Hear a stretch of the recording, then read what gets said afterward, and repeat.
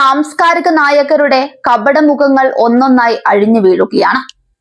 അഖിൽ മാരാർ ജനപ്രതിനിധിയായാൽ സ്ത്രീകൾക്കൊരു ഗുണവും ഉണ്ടാകില്ലെന്നും അഖിൽ മാരാർ തോൽക്കണമെന്നും പറഞ്ഞ് കഴിഞ്ഞ ദിവസം ഡബ്ബിംഗ് ആർട്ടിസ്റ്റ് ഭാഗ്യലക്ഷ്മി രംഗത്ത് വന്നു. അദ്ദേഹം തോൽക്കണമെന്ന പ്രസ്താവന ഇറക്കിയ ഭാഗ്യലക്ഷ്മിക്ക് നിർഭാഗ്യവശാൽ ഇപ്പോൾ സോഷ്യൽ മീഡിയയിൽ നിന്ന് കണക്കിന് കിട്ടുന്നുണ്ട്. ഭാഗ്യലക്ഷ്മി വോട്ടെടുപ്പിന് മുൻപേ ഈ പ്രസ്താവനയുമായി വന്നിരുന്നെങ്കിൽ അഖിൽ മാരാർ കുറഞ്ഞത് 10,000 വോട്ടുകൾക്കെങ്കിലും ജയിക്കുമായിരുന്നുവെന്നാണ് യുവരാജ് ഗോകുൽ ഇതിനെതിരെ പ്രതികരിച്ചത്. സ്ത്രീകൾ പ്രസവം ആസ്വദിക്കുന്നു എന്ന അഖിൽ മാരാരുടെ പ്രസ്താവനയെ വളച്ചൊടിച്ചാണ് ഭാഗ്യലക്ഷ്മി ഇപ്പോൾ മാരാർക്കെതിരെ പടവാളെടുക്കുന്നത്.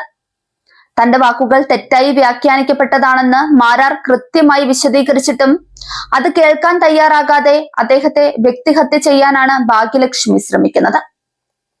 BJP മുന്നോട്ട് വെക്കുന്ന വികസന രാഷ്ട്രീയത്തെയും ദേശീയതയും പിന്തുണയ്ക്കുന്ന അഖിൽ മാരാരെ എങ്ങനെയെങ്കിലും തകർക്കുക എന്ന ഇടത് ലിബറൽ അജണ്ടയാണ് ഇതിന് പിന്നിലെന്ന് വ്യക്തം.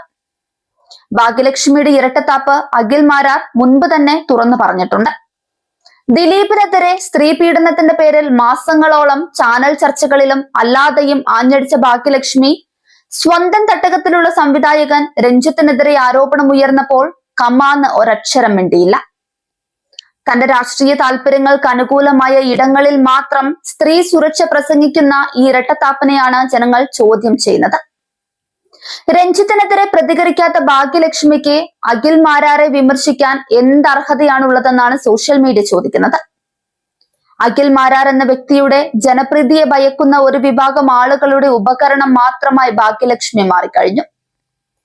BJPയുടെയും നരേന്ദ്രമോദിയുടെയും ആശയങ്ങളെ പിന്തുണയ്ക്കുന്നവരെ വളഞ്ഞിട്ടാക്രമിക്കുന്ന ഈ ശൈലി കേരളത്തിൽ ചെലവാകില്ല. ഭാഗ്യലക്ഷ്മിയുടെ വിമർശനം അഖിൽ മാരാർക്ക് കൂടുതൽ ജനപിന്തുണ നേടിക്കൊടുക്കുകയുള്ളൂ. പഴയകാല സിനിമകളിലെ പോലെ ഡബ്ബിംഗ് സ്ക്രിപ്റ്റുകൾ വായിച്ച് ജനങ്ങളെ തെറ്റിദ്ധരിപ്പിക്കാമെന്ന് ഭാഗ്യലക്ഷ്മി കരുതേണ്ട. അഴിമതിക്കും സ്വജനപക്ഷപാതത്തിനുമെതിരെ ശബ്ദിക്കുന്ന അഖിൽ മാരാർക്കൊപ്പം കേരളത്തിലെ യുവത്വം ഉറച്ചു നിൽക്കുകയാണ്. വരും ദിവസങ്ങളിൽ ഭാഗ്യലക്ഷ്മിയുടെയും അവരുടെ PR ഏജൻസികളുടെയും കപടമുഖം കൂടുതൽ വ്യക്തമായി പുറത്തുവരുമെന്ന് ഉറപ്പാണ്.